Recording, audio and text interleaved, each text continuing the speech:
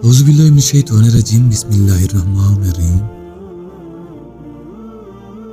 6 دن سے میرے کزن کی بیٹی ہسپتال میں داخل تھی، اس کی ذہنی حالت ٹھیک نہیں تھی۔ پتہ چلا کہ چیختی ہے، چلاتی ہے، کاٹتی ہے۔ 12 سال کی بچی ہے، مجھے پتہ چلا تو دیکھنے ہسپتال گئے۔ بچی کی ٹانگیں اور ہاتھ باندھے ہوئے تھے اور وہ تڑپ رہی تھی۔ ڈاکٹر صاحب سے ملا تو بولے ہسٹیریا ہے۔ باپ سے پوچھا تو کہنے لگے اس کو سایہ ہو گیا ہے۔ والدہ نے کہا اس کی پھپھو نے جادو کروا دیا ہے۔ جتنے منہ اتنی باتیں۔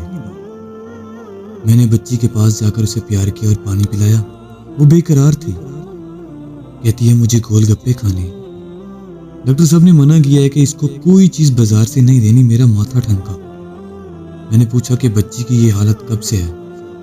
والدہ نے بتایا کہ چھٹیوں کے آخری 20 ایام اپنی پھپھو کے گھر گئی تھی۔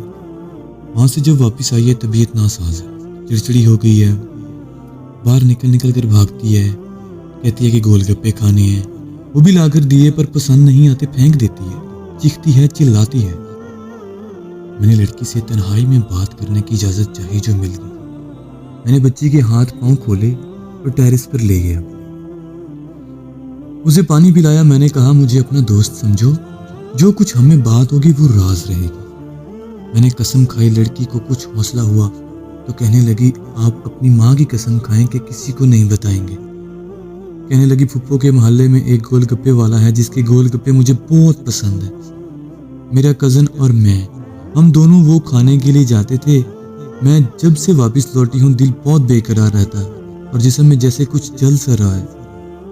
میں نے اس سے اس کی پھپھو کا نمبر لیا اور اس کو یقین دلایا کہ میں جو کچھ بھی کر سکا ضرور کروں۔ اگلے روز میں اس کی پھپھو کے گھر گیا۔ رشتے دار تھے، میری بہت عزت کی۔ میں نے اس کے بیٹے کے ساتھ سے بازار تک ساتھ چلنے کو کہا۔ ہم پیدل ہی شام کو گھر سے نکلے۔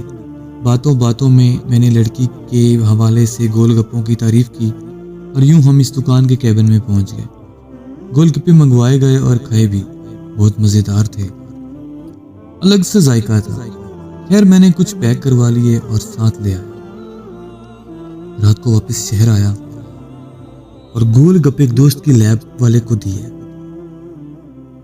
کہ اس کو چیک کر دے۔ منشیات والے ادارے کو بھی ایک سیمپل دیا۔ اگلے دن رپورٹ آئی تو میں اپنا سر پکڑ کر بیٹھ گیا۔ رپورٹ میں پتہ چلا کہ مصالحہ جات میں ہیروئن ملائی گئی۔ میرا ایک لمحے کے لیے دم بند سا ہو گیا۔ میں نے فوراً اینٹی نارکوٹکس سے رابطہ کیا اور اس گول گپے والے کی دکان پر ریڈ کیا تو وہاں سے شراب، ہیروئن اور چرس برآمد ہے۔ یہ باقاعدہ ایک منشیات کا اڈا تھا اور گول گپے والا اپنے گول گپوں میں ہیروئن گھول کر کھلا رہا تھا۔ جو لگ گئے وہ یہاں سے ہٹ نہیں سکتے تھے۔ ان کو پکڑوا کر بچی کی طرف لوٹا اور ڈاکٹر صاحب کو اعتماد میں لے کر بچی کو ترک منشیات کے ادارے میں داخل کروا کر علاج کروایا۔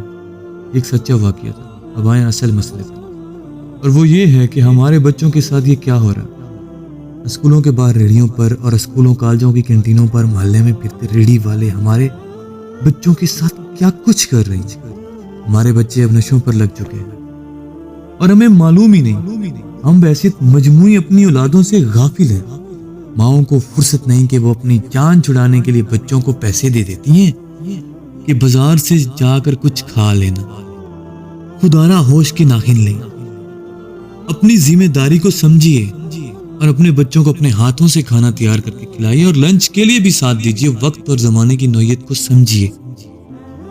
آج کا زمانہ بہت بے رحم ہو چکا ہے۔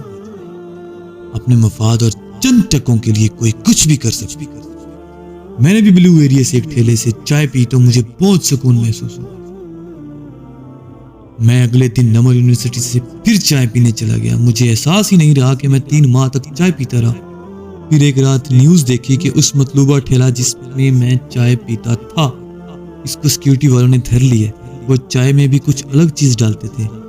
وہ لوگ اپنے منافع کے لیے لوگوں کی جان سے کھیل جاتے ہیں۔ اللہ کریم انہیں ہدایت دے۔ حکومت بے خبر ہے تو والدین اور اساتذہ کو جاگنا ہوگا۔